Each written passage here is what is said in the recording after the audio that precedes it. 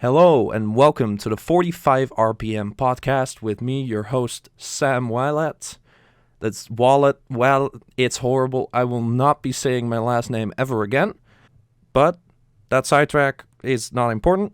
This is a music podcast, a podcast about music, which I am starting because I listen to a lot of music and I really like talking about music. And I just want another outlet, another output to just share all of the music I've been listening to share all the things that I am passionate about. So that's what this podcast is for. A little introduction. I am a game developer. That's what I mainly do. And next to that, I listen to a lot of music. Mainly a lot of metal, a lot of rock. But I'm also into some pop music, some hip-hop, some electronica, classical, some soundtracks. Just a really broad arrangement of stuff. And mostly I kind of got into music when I was like 15. To give a bit more of an idea, some of my favorite bands are Death, which is a death metal band, one of the first death metal bands, arguably, which is a bit more well-known. Among metalheads at least, and Emblas is another one of my favorites. Real nice and easy name there, but Emblas are a kind of progressive black metal band with a violinist, and the violinist also does clean vocals, and they actually also have a harsh vocalist, kind of more black metal vocals, and I really love their music because I really kind of like have a love for very like complex, weird, experimental stuff. So stuff that has all kind of weird time signatures or like 4 album concept cycles, or just something that is so stupidly just loud that I just love it. So there's all kind of stuff, all kinds of reasons that I'm listen to all kinds of music. It's really very broad, so I guess I'll just explain first how this podcast is going to be structured, and then I'll just get into it. So I've split this into kind of 4 main parts. First of all, I'm going to go through all of the new releases of the past month. In this case, that's January, which has been more than a month ago. But I wanted to catch up on January before doing February because, well, it would be kind of it would be a bit of a waste if I just started with February. I don't know, it doesn't feel right. So I'm starting with January. All the new albums that came out, I'll list them very shortly, talk about the ones I've listened, what I thought of them, and then I'll go into the next segment, which is my top 5 of the month, which is basically of all those albums I've listened. The top 5 actually aren't in the initial list. I'll talk about my top 5, my 5 favorite albums of January, a bit more in depth, a bit longer. After that, I'll go into some albums that I've been listening to during January, but that came out a little bit ago or a while longer ago. Just some albums that I've been listening to this month that I might have discovered newly or just come back to that I really love. Also, none of these have to be albums. There's some singles, some EPs in there. It's just talking kind of about whatever I want to, but the structure is new releases, my favorite new releases, what I've been listening to, and then finally a roundup of what's going to be coming out next month. So what you can expect from next month's podcast, I assume, I know, as well. And that's the idea, and I'm going to do this monthly, hopefully. And yeah, so every month I'll kind of round up what I've been listening to, some good music, do some recommendations, and yeah, that's essentially the idea. Now, let's get into the new releases.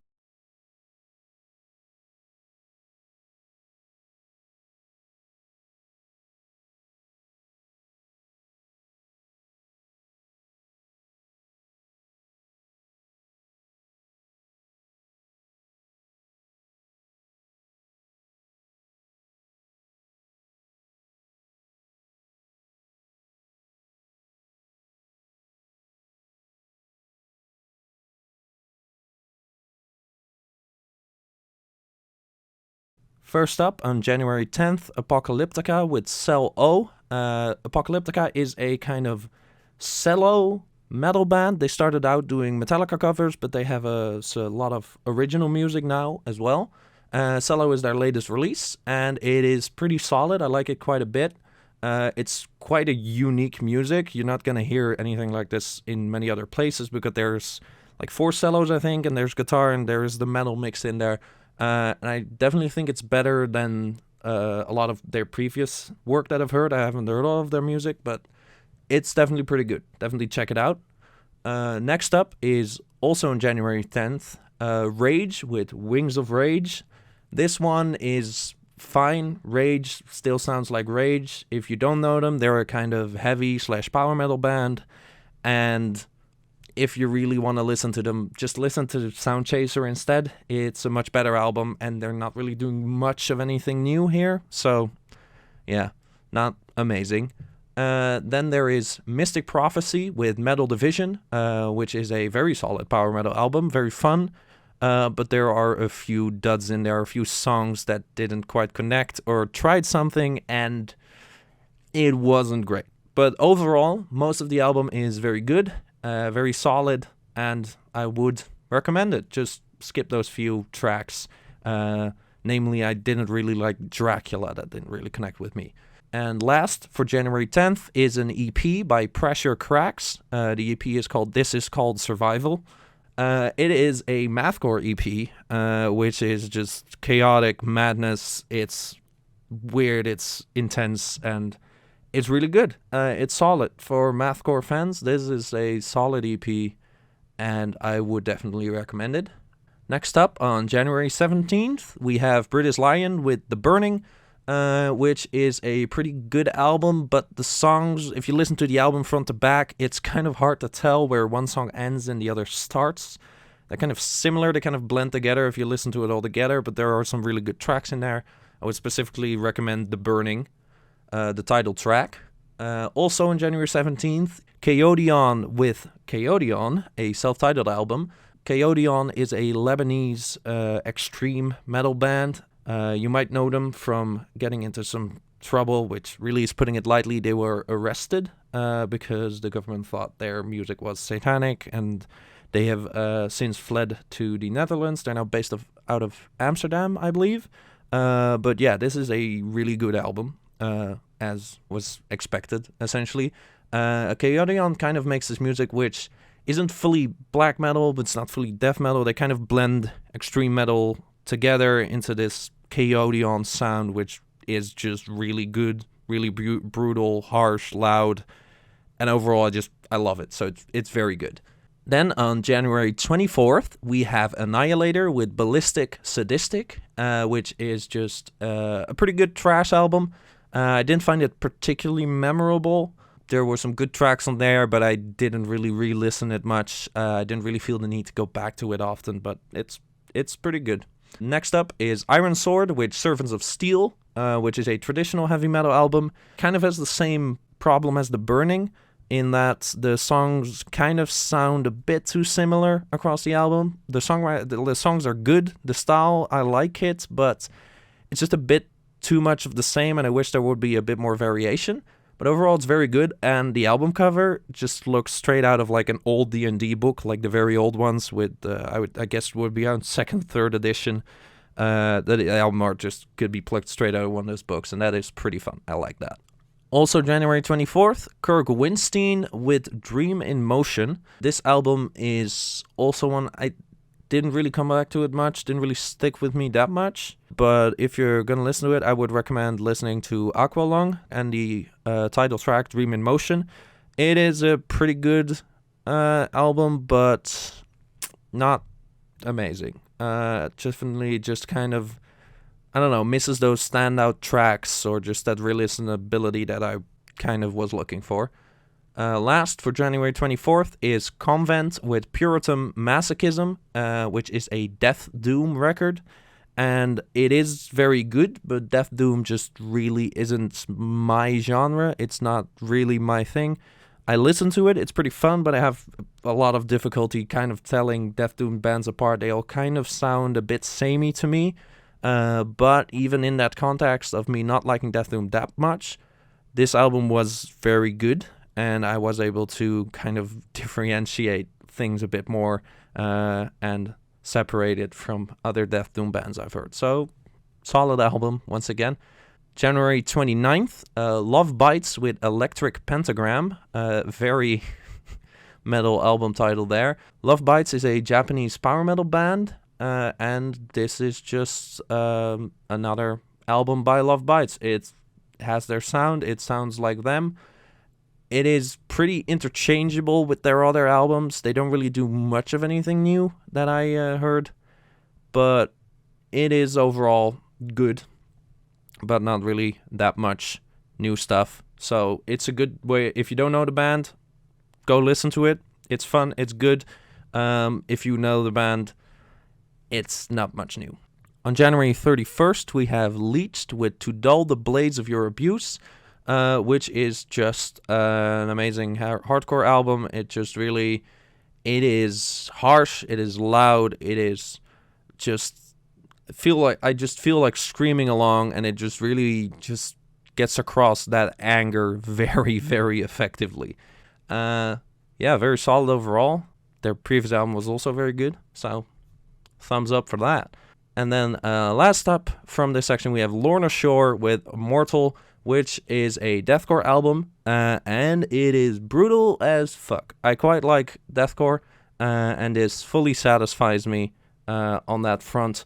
It has some symphonic, orchestral elements and intros, which I also really like. So this is on all fronts just a great combination for my tastes. And yeah, it's a great album. If you like deathcore, definitely go listen to it. It is amazing. Now on to my top 5 of the month. First off, we have Haunt with Mind Freeze. It was released the 10th of January on Shadow Kingdom Records. Haunt is a band from the California in the US. The California, the one and only. No, it's from California in the United States. It is their third album. I have not heard any of the previous albums. I just only now discovered them. And we'll just have a quick listen.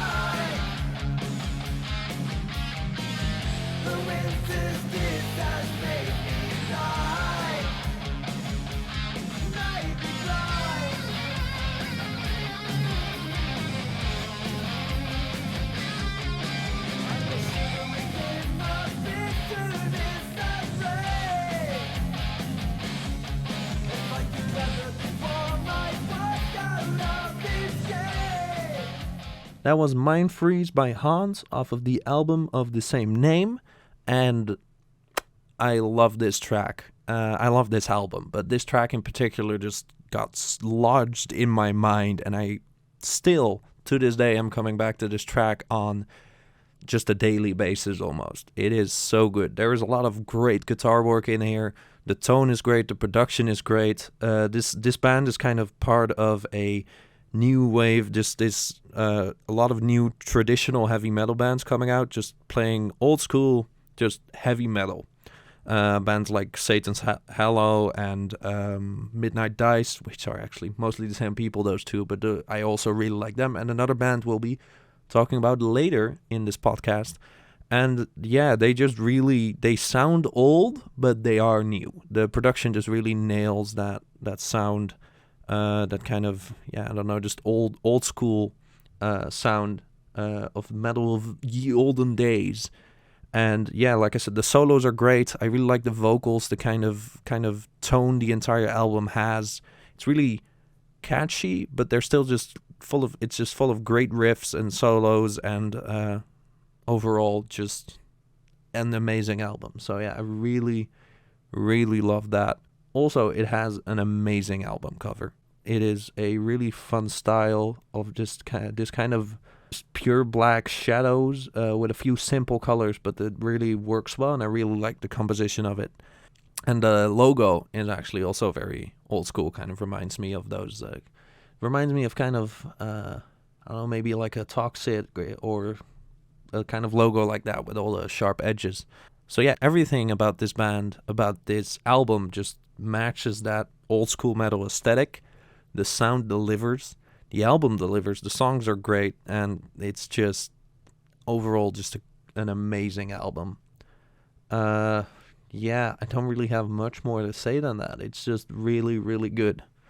I've ordered the cassette. Can't wait to get it in. And yeah, I'll be listening this to death. Next up is MMXX by Sons of Apollo, which, if I'm correct, is actually 2020 in Roman numerals.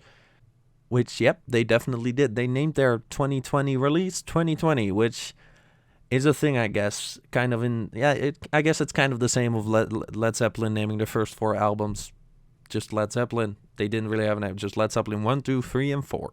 Nice and simple.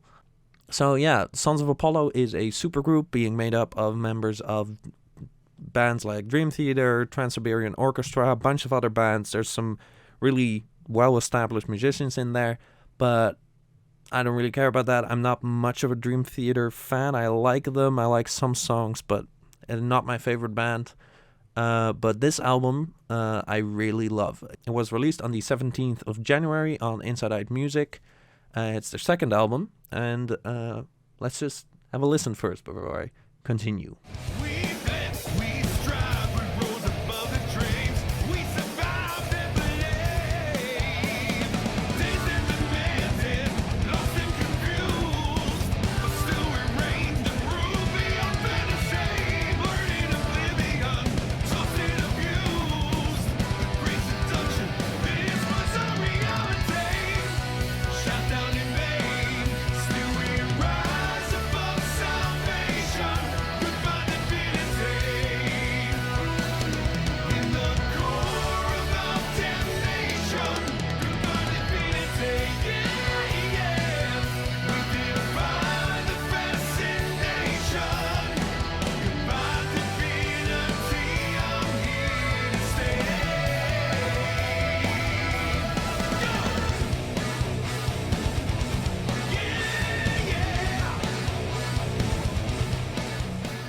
So that was Goodbye Divinity of Sons of Apollo's new album, 2020, apparently, the current year. That's the opening track. It is one of my favorites off of the album, along with Asphyxiation, Fall to Ascend, but there aren't any really bad tracks on the album. There are some that I like a little less, some that I like a little more, but overall, it's just very good. It's a great follow-up to their last album, Psychotic Symphony, which is also when I discovered them. That was their first album, which I also really liked. It is just a great kind of prog sound, but I especially really like the keyboards in this. Keyboards aren't usually my favorite instrument. I think they're fine in most things, but they really stand out on this album, I think.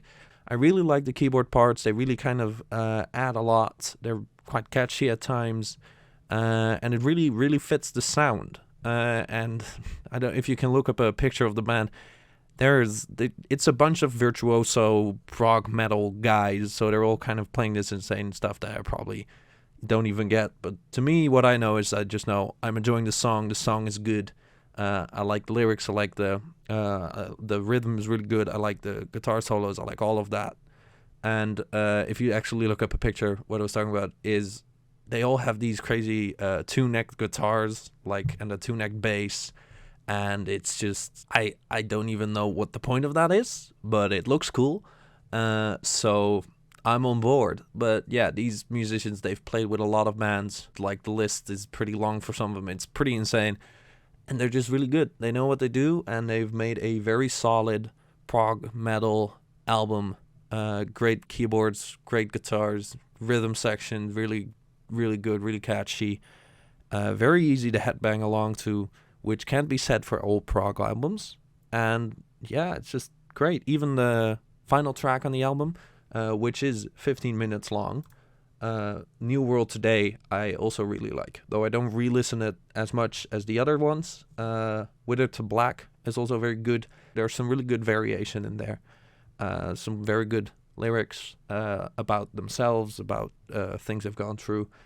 And it's just all those things together, overall, just a great album of all these people coming together and making this. So yeah, that's really solid, really good prog metal. Definitely listen to it if you like Symphony X, Dream Theater, just prog in general, just good stuff.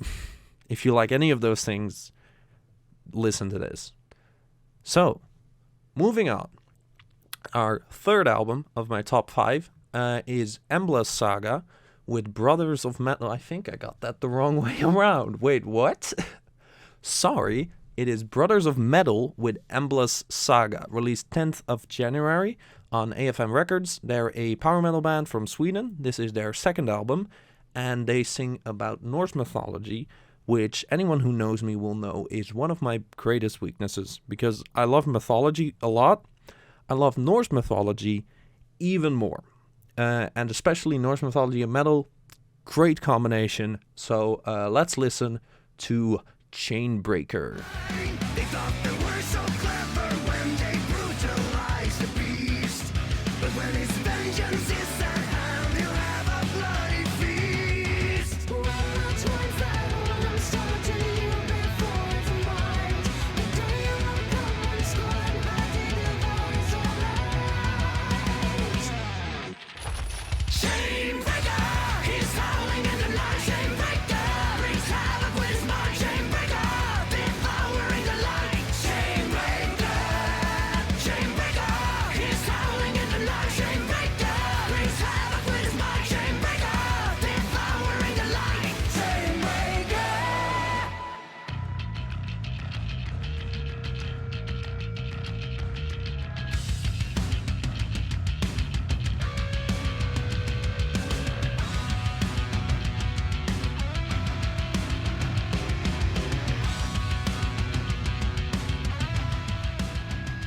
So that was Chainbreaker by Brothers of Metal of their new album Emblas Saga, and it is just, I really like it. It is a very good song, a pretty good album. I'm saying pretty good because there are a few songs on there that I don't quite love, that I sometimes skip, but the other songs are so strong that it still made it into my top 5. So yeah, it's just overall an amazing album.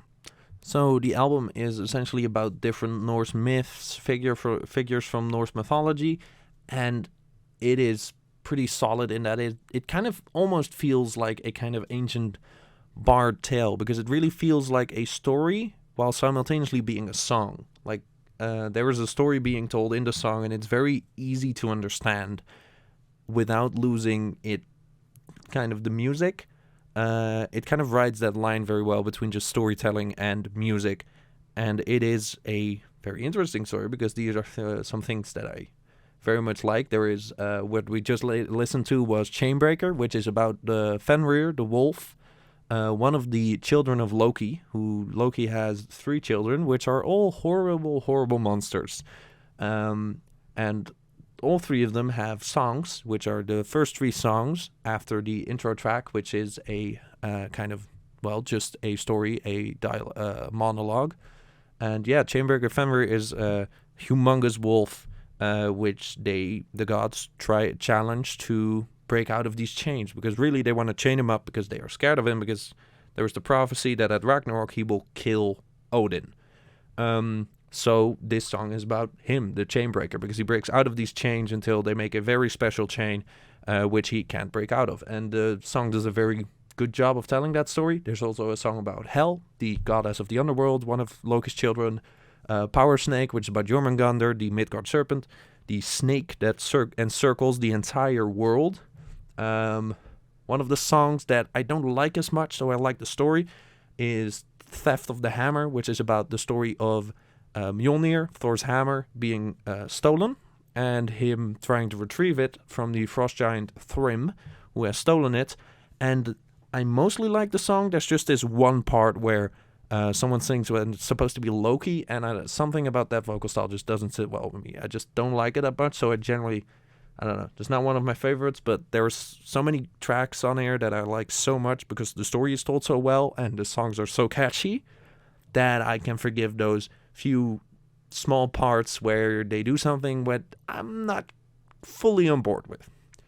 Also worth mentioning is that there's 8 people in this band, where they have 3 guitarists and 3 vocalists, and looking at their names, it looks like there might be 2 sibling pairs in there, as we have, okay, these are Swedish names, so I'm saying this wrong, Par Nilsson and Mats Nilsson, so they might be brothers, and there is Joachim Lindbach Eriksson and Ilva Eriksson, and they might be siblings as well, I feel, like they're the same last names. Also, this one I just find funny, Johan Johansson, which, I don't know, I guess his dad was also called Johan. But yeah, they are a 8-piece metal band. They have 3 vocalists, and from what I can hear, that seems to be the most prominent one is probably the kind of more rough male vocals and the kind of cleaner female vocals. And I believe there's also clean male vocals. Those are the 3, kind of. And they really work well in tandem in that I actually thought it was 2 vocalists when I was listening to it before I looked this up. But they really kind of combine really well, especially in the parts where they sing together. It really works, and they have these amazing power metal standard like chant-along choruses that you can just shout, and that's really fun. The 3 guitarists, I'm honestly kind of surprised because I'm not sure if I hear that 3rd guitar, they might just be backing, but just like doing kind of the backing the 2nd guitar, just make it sound bigger. I don't know, but I'm not going to complain about any of that because it sounds great. So keep doing what you're doing. 3 vocalists, 3 guitarists, 8 people. Sure, if you're going to make this kind of music, I'm not going to question your methods. I love this album, love the subject matter, love the lyrics, love the songs. There's a few in there that do some things that I find a bit odd, that don't quite land, but I can forgive those for just how amazing the rest of it is. So if you like power metal, if you like Norse mythology, go listen to this. It's great. And if you don't like Norse mythology, this might be a good way to get into it. I don't know. Just listen to it. It's fun. So, number 4, Deathwhite with Grave Image. This is their 2nd album. They're a kind of melancholic doom metal band from the US. I did say that kind of questionably because I find it hard to place them in a very distinct genre. They're not like completely traditional doom metal. They have kind of this more kind of melancholic feel to them, kind of a bit of a gothic thing in there. But I really like their sound. This was released on the 31st of January on Season of Mist. And we're just going to listen to a song and then we'll talk some more about it. Its wealth made me poor.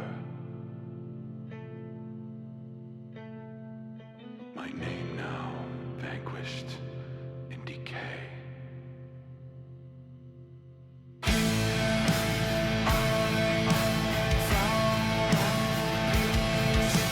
Then it became my grave. Its wealth made me poor. My name now vanquished in decay. True salvation is now even further from me. And this salvation is now even further from me.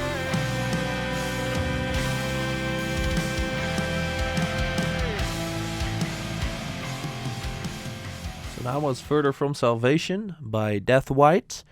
And yeah, I really think this album really improves on their first album. I listened to the first album and I kind of picked a few tracks of it that I really liked, put them in my playlist. But the rest of the tracks I just didn't really come back to.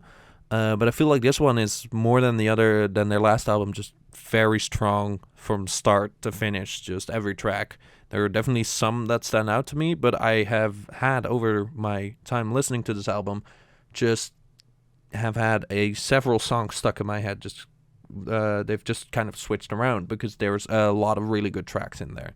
And I really like this kind of, like I said before, it kind of has this melancholic feel to it, this kind of sadness, which I think a lot of that is in the vocals, but it's also in the guitar playing and the kind of sound in the pace. But it's still heavy. It still has some guitar kind of chugs in there. There's still some lower end noises in there. It does still kind of have that edge to it, but it is kind of more melancholy, more calm and laid back. But I just really like the vibe of the album. I think it's really well put together. It's really solid, and the tracks are kind of all, they have that same vibe, that same quality, but they don't really blend together. They don't sound the same, which is good. So that's a really good album. Great improvement since their last album, which was Dream the Inverse, which had some really good tracks on it, but I felt like not all of the tracks were as strong as all of the tracks on this one are. So great improvement on that. And yeah, listen to this if you like some melancholic music, some melancholic rock or metal, some doom metal, maybe that kind of more sad music, I guess. It's not that music makes me sad. It kind of has this underlying brooding to it, I guess. Yeah. That was Deathwhite, Grave Image. We're on to our last one.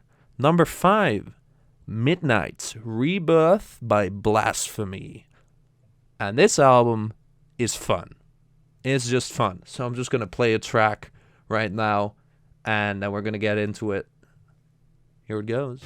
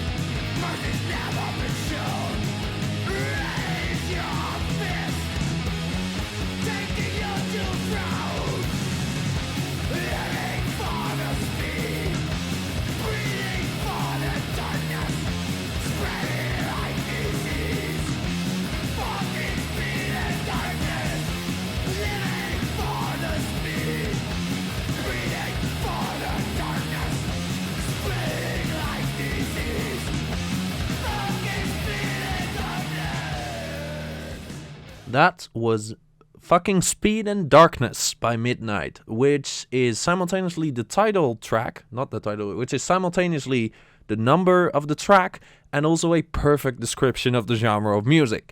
It being a kind of merger of speed and black metal, which, fucking Speed and Darkness. And it works really well. I'm getting kind of distracted because there is, for some reason, a ladybug. Okay, sorry. There's a ladybug on here on my desk, and I'm not sure why. But I'm just gonna keep going. Yes, so, fucking Speed and Darkness. This is just a very fun album, a very good merger of, speed metal and black metal, and it's just something I could definitely see myself just screaming along to. The album cover also very much fits the type of music. It is a woman with like a sacrificial dagger just merged into a goat. And yeah, goats definitely see the black metal association there. And it's just fun. They're sweet, short tracks, very fun, very easy to sing along to. They're all kind of in the same style, but they're not the same. They have their own like kind of catchy riffs. They make very good use of the riffs. They have some great like solos, some blistering guitar shreddage, I suppose. And it's, none of the tracks really go over 4 minutes. Well, 4 minutes, 6 seconds is the longest one. And they really don't need to be longer because the album overall is like literally just half an hour. But because the songs are so short and sweet, they're so fun, they're so well written, it's very easy to just listen to this album several times in a row, to just have it on repeat. because it has a lot of re-listenability, and I think there's definitely a lot to be said for that, because I've also listened to albums that are like, I don't know, 1.5 hours long or something, and then I listened to it once and like, yeah, good for you, I'm not listening to this again though. And I like long albums if they're good, if they earn that time, but this album is just short, sweet, and to the point, and it's just, here is our music, fucking speed and darkness, that's what we do, and that's what it's gonna be for the entire duration, and it's just so well executed, and I really, losing my words. It's just really fun, and they do sometimes have some tempo changes. It's not just full speed ahead all the time. You don't get sick of it, because there is that variation. There is enough variation in there to keep it fresh, to keep it fun, for that half hour and beyond, for re-listens endlessly. I don't know. So far, I haven't got sick of it. I keep coming back to it. So, yeah. Midnight, fucking speed and darkness. Also, just saying fucking something is like generally not the most creative thing, but it's very warranted here. Because like speed and darkness is fun. Fucking speed and darkness is much, much better. And it really encapsulates the album's attitude. Just like the title track is, I'm going back to the title track, because not only is the title just a perfect description of the genre, of the attitude of the album with the fucking speed and darkness, it just, the title track is a perfect encapsulation of the entire album. It's just like, this is what this going to be. You immediately know what you're in for. This is great. So that's why I played the opening track, because I really think it represents the album really well. Go listen to that if you like speed or black metal, or fun. Fun, just, I guess it depends on your definition of fun. That's not everyone's definition of fun, but this is definitely my definition of fun. So, those were my 5 favorite albums of January. And yeah, that was everything from January. So now, we're going to move on to other stuff I've been listening to that did not come out the past month, the January month. So, some of this stuff might have come out a long time ago or pretty recently, like 2019, but yeah, and this is some pretty different stuff as well. So, these are also 5, not albums, some of them are different things, but 5 things I've been listening to, I guess, like singles, albums, that kind of stuff. You get what I'm saying. And first of all is Bellwitch Mirror Reaper. And this album has been on my list for a while, that I need to listen to it. But it is a single track album that is 80 minutes long. So we went from half an hour album, like, oh, it's so nice and short and sweet. This album is one track that's 1 hour and 20 minutes. And considering what I just said about overly long albums, I think it says a lot that when I was done with this single 80-minute track, I just immediately let it loop around and play again, because it was so good. It's just, I don't know, it's just insane. It is that 80-minute track like this can work, and instead of just being, that was good, but I don't have the patience to listen to that again, I just go like, I just need to hear that again now, immediately, because I missed so much. And I've listened to it several times since the first time, because it's just the whole 80-minute track, and it's just, yeah, it's just that good. So I'm going to play a part of it. I can't play a song. I can't play the entire thing. That will be ridiculous. So I'm going to play an excerpt, essentially.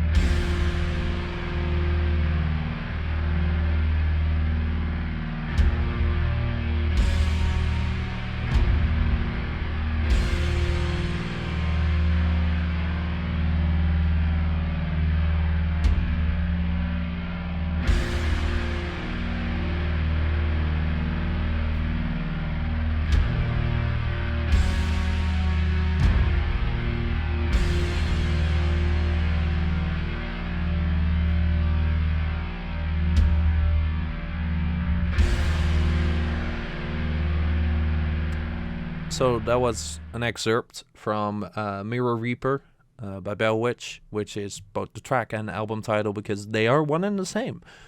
And the intriguing thing, well, the first of all, the clip might not have convinced you, I don't know, but it's very hard to just in a very short time kind of showcase this album because it is such a progression. It truly is one track from beginning to end. It just flows and changes, and it's one whole. To show a piece of that really doesn't represent it well, so all I can say is just really just go listen to it, because that probably didn't even give nearly enough of an impression of what the album really is.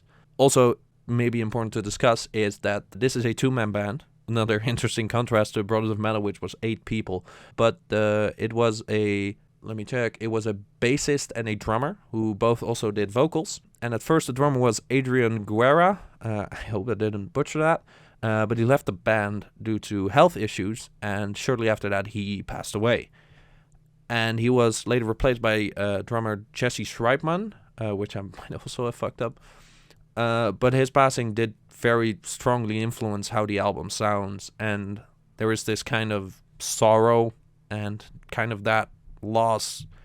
You can just hear it in the album, and it makes it so strong emotionally, this album. Like, this is something I really just sat down and I just listened to this for 1 hour and 20 minutes for the 80 minutes, and it really just grabbed a hold of me, and it affected me. It was really good. It was that good. There were all these little things in there, these simple things that you really kind of hit you, like in the recording.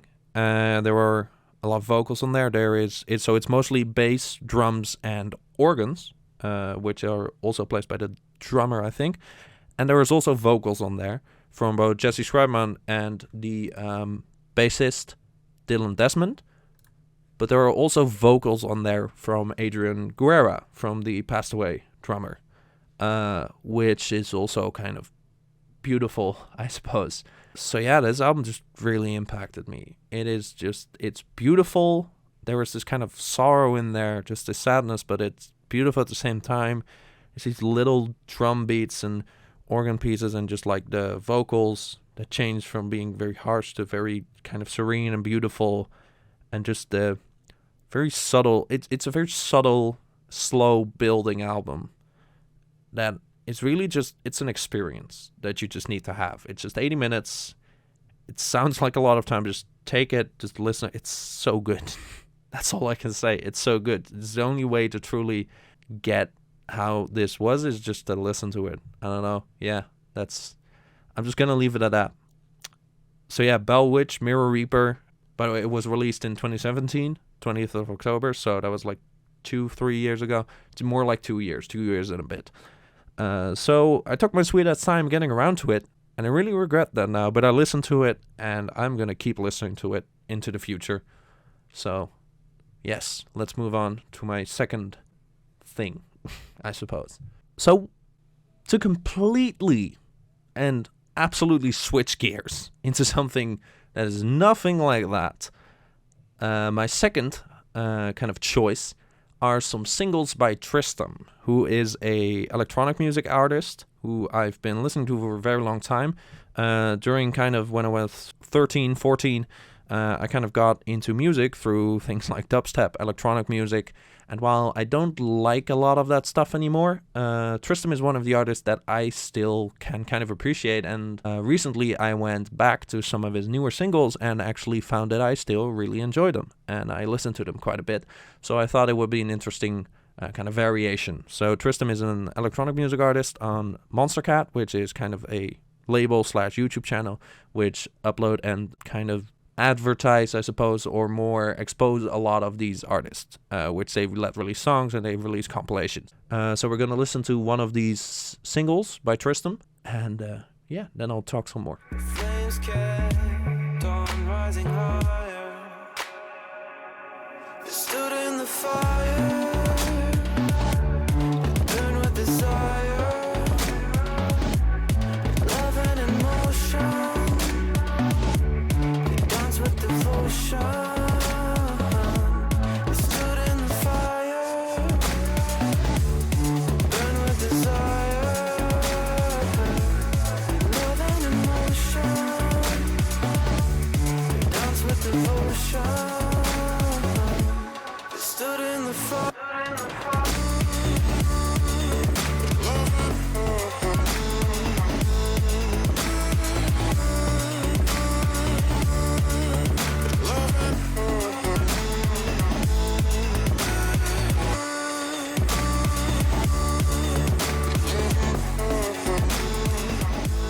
So yeah, that was Devotion, and I quite like this, and I find it kind of hard to place why sometimes I like some electronic music and I don't like others, but this song is quite unique, I think. It has this kind of weird, otherworldly quality to it. It sounds kind of strange, and there's this kind of weird bouncy quality to it. I don't know how to describe the sounds, the music, you know. Yeah, I quite like it. It kind of stuck in my head with the kind of how do you say it? Kind of weird vocals as well. Everything about this song feels a little bit weird in all of the right ways, I guess, is what I'm trying to say. And that kind of weirdness is in how the bass sounds, how the electronic sounds are, but also in the singing and the background kind of, wails, I guess, or whatever you would call them.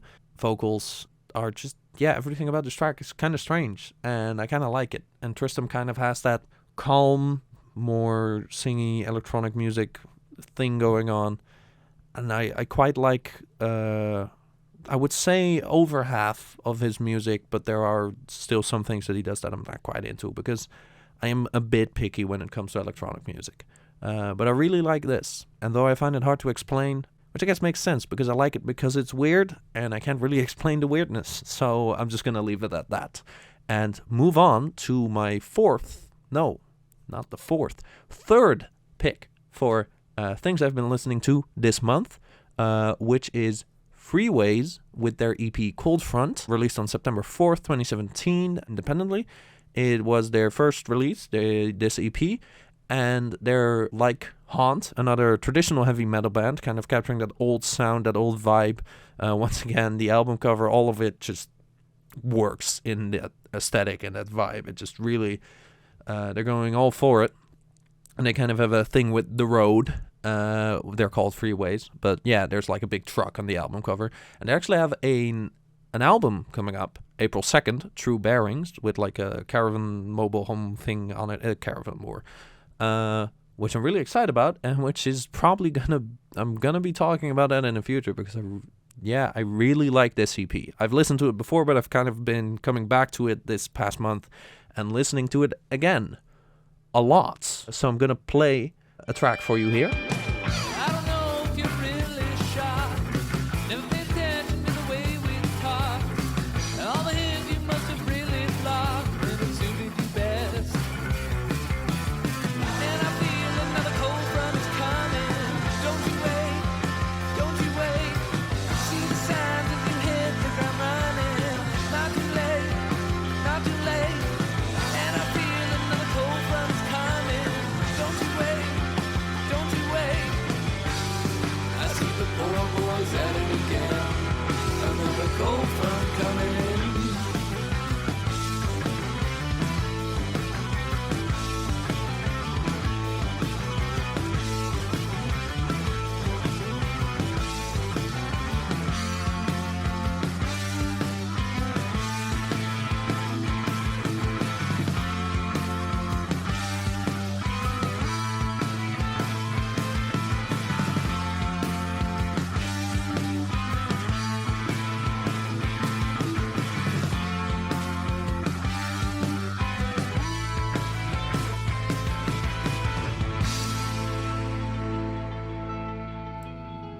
So that was Cold Front. Great song. There's 3 songs on the EP. They're all amazing. They all got stuck in my head from time to time. And yeah, it's just the entire vibe, the mood, the traditional heavy metal thing of this EP. I just really love. It's different from Haunt, but it's kind of in the same style. It is also worth mentioning, they are not on Spotify. You will have to purchase the EP on Bandcamp. It's only like $3, so it costs basically nothing. If you think of it in terms of what you could do, what else you could do with $3, getting like amazing music for it, that's well worth it. So yeah, it's a great album. It's a great EP, very fun, very catchy, kind of lighthearted, traditional heavy metal, the kind of on the road thing in there. It's just really fun, very solid, and I've been listening to it a lot the past month since it came out, basically. Not since it came out, actually. I discovered it later. But yes, I've been listening to it a lot, is what it comes down to. So, April 2nd, True Bearings. More of the same stuff, hopefully. But a bit more new, who knows. I'm excited, that's for sure. On to number 4. This is, again, a kind of a gear shift, a piece of classical music, which classical is something I've only really been getting into in kind of December, January of this year, and it kind of started with the piece I'm about to play, which is the String Quartets number 1, 8, and 14 by Dmitri Shostakovich, which is a Russian composer from the 1960s, lived in the USSR. And I just never really thought of classical music as like something, it was fine, but it's not something I'm going to listen to in my free time. But this piece kind of changed that because it has some very cool bits in it. And I'm just going to play it for you right now.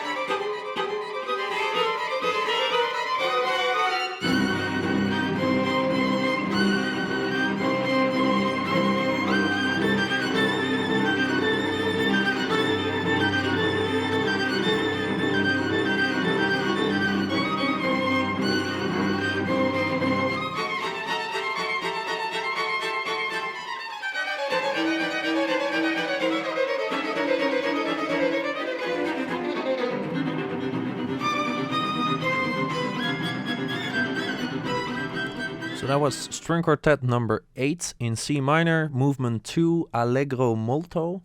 And yeah, that's kind of what got me into classical music, that piece, because I just really liked it. I was really impressed by the playing.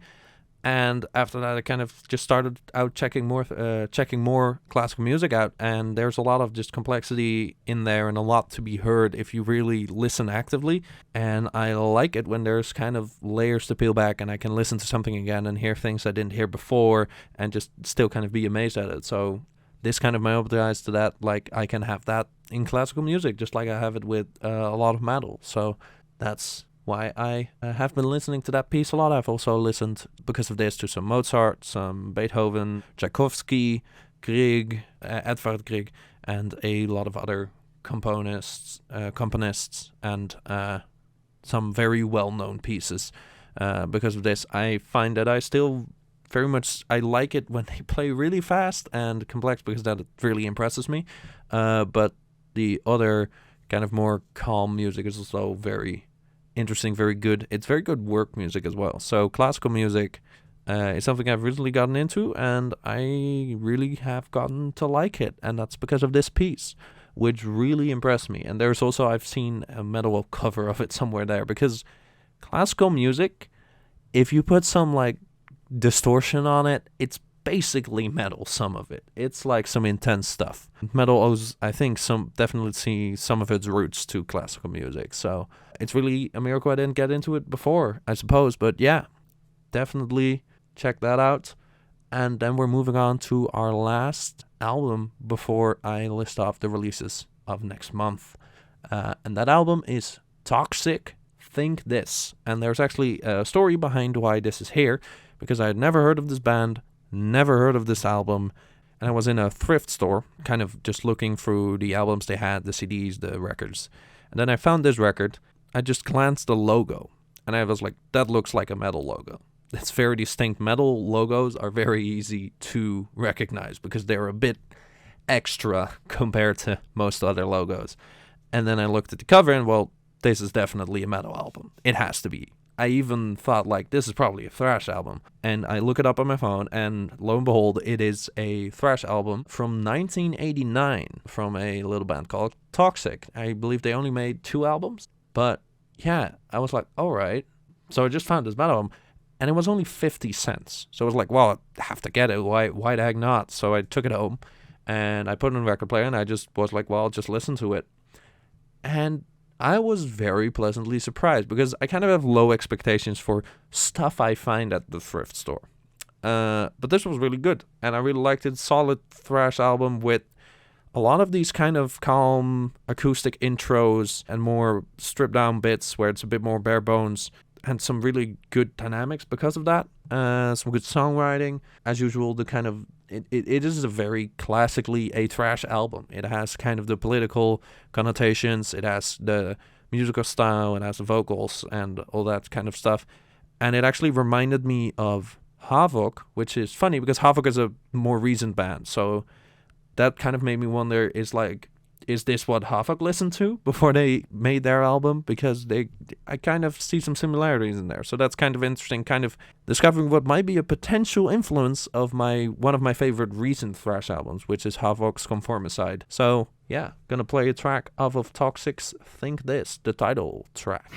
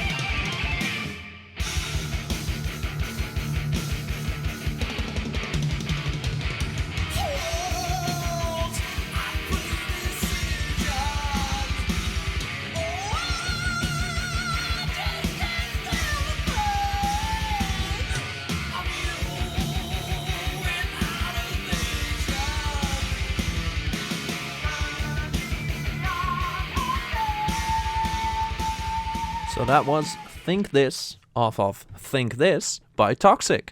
And it is very much an 80s thrash metal album. It has political commentary, it has blistering guitars, some very, let's say, expansive solos. They're pretty big solos, and yeah, it's a solid-ass thrash album. What we just heard, Think This, is, I think, quite obviously about kind of the... Well, also combined with the album cover, the TV, the kind of propaganda it feeds people, which I guess is still relevant today, depending on what kind of TV you watch, I suppose. But yeah, it's kind of about that. There's also songs like Greed, which I think is pretty obviously about greed.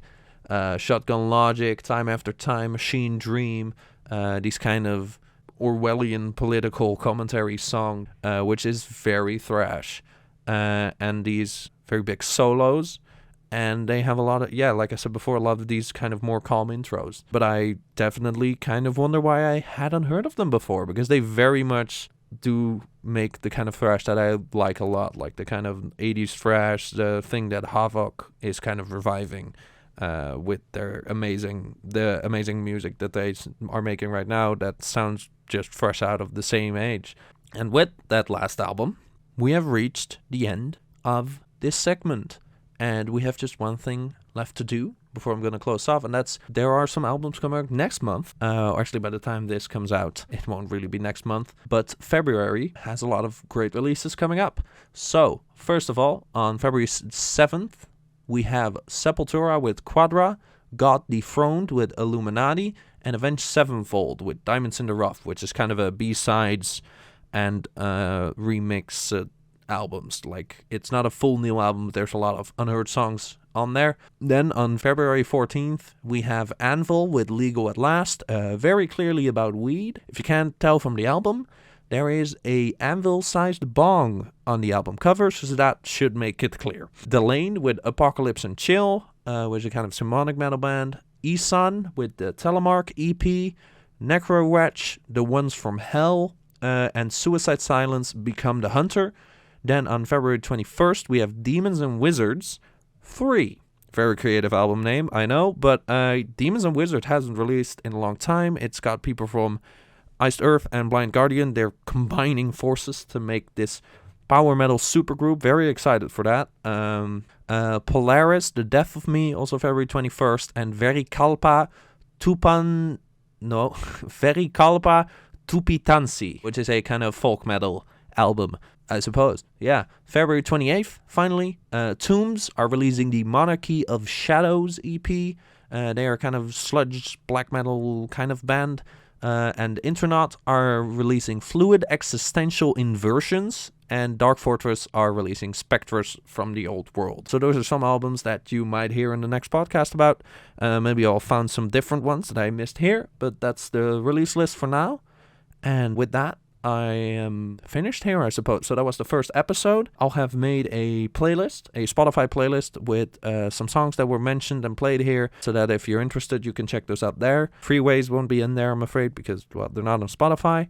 But yeah, I intend to do this monthly, so hopefully I'll be back for February. They won't be released on the direct end of the month, though. They'll be a bit later, probably because I want to make sure that I've got all the music that's been released that month, and then I need to record it and edit it and whatever. And so they'll probably be like within the first week or maybe a bit later of the new month. But yeah, I hope you liked it. I sure did. And till next time.